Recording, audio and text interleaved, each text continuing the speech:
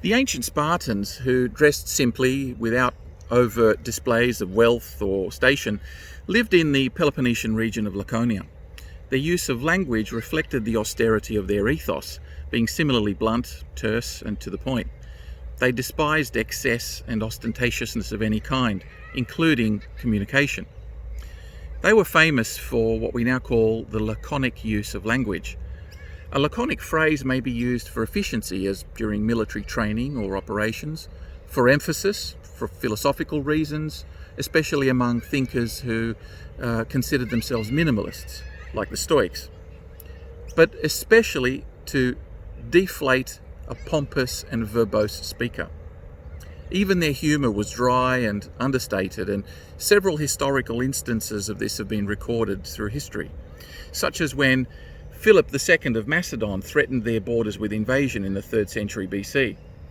He sent an emissary to the Spartan court who conveyed this message: "You are advised to submit without further delay, for if I bring my army into your land, I will destroy your farms, slay your people, and raze your city to the ground."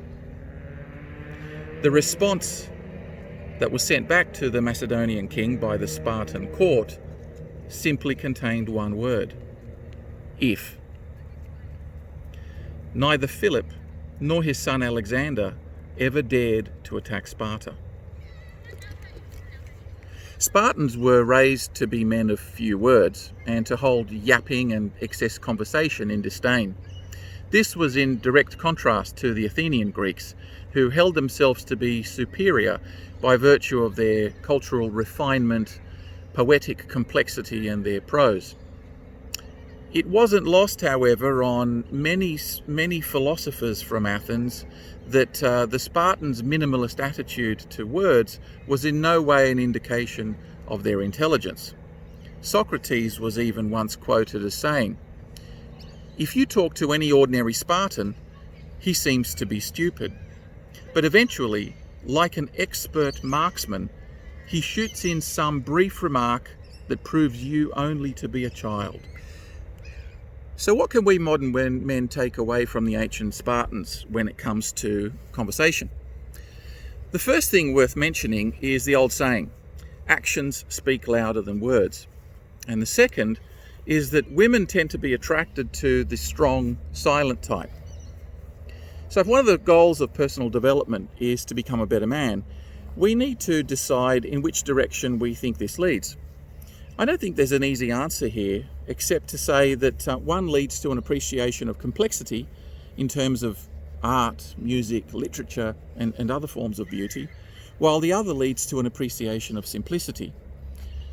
Comparing Beethoven's Fifth Symphony to the haunting melody of Japanese flute, or Shakespeare's sonnets to a haiku poem, isn't so much a question of superiority than taste. For that matter, the same could be said of your taste in women. Spartans, like most warrior cultures, lived their lives in a constant preparedness for death. Anything that was thought to dull their senses and distract them from their mission was considered frivolous and unmasculine.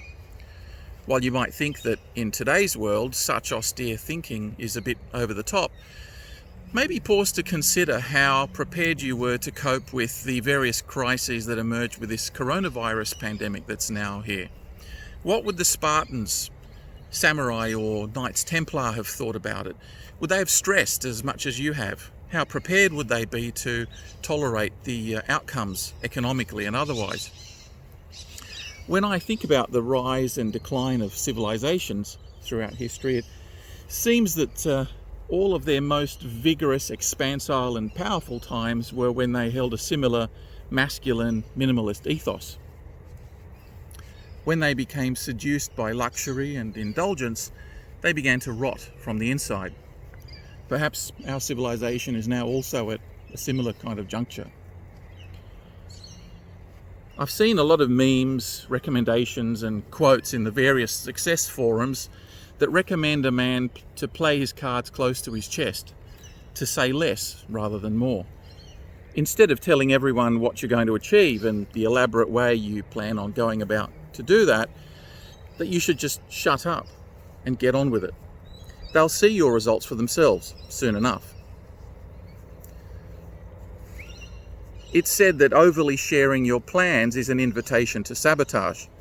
It's as though talking about them is a form of procrastination, in which your lack of clarity and focus to get going is reflected in how much you need to talk to others about it, as if you're actually trying to talk yourself into it.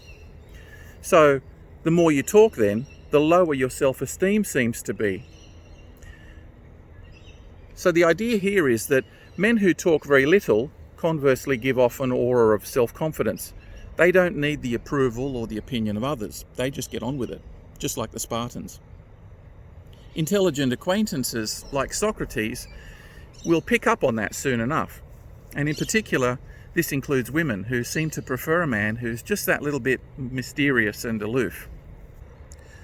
A man of any experience knows that the harder you try to impress a woman, cajole or lavish her with constant validation, the more pathetic it eventually makes you look in her eyes. All talk and no action, as it were. Being interested in a woman but not smitten is a sure sign of a man who is on a mission and has his priorities set. Think of how Hollywood has portrayed the laconic, strong, silent type. I grew up watching westerns with Gary Cooper, Humphrey Bogart, John Wayne and Clint Eastwood, all independent, self-reliant men who just got on with it, never complaining, and who took things as they came, stoic in every sense. There was a definite aim to portray these men as having desirable qualities that Americans should aspire to. And then later on, similarly, we had the lone wolf anti-heroes like James Bond, Indiana Jones, Han Solo, Rambo, Mad Max. Let's not even forget the dark side, Michael Corleone and even Tony Soprano, all laconic in their own way. How about literature with Edgar Rice Burroughs, Sherlock Holmes, John Carter, Tarzan, and many others too numerous to mention? They're all men on a mission who didn't talk too much. Psychologists today refer to this entire masculine genre as toxic and damaging to men and especially to women. Supposedly men died from heart attacks all the more because they bottled everything up inside. But now, thanks to counselling and antidepressants, things are much better. They tell us we need to stay away from our fathers and our grandfathers because their attitudes are toxic.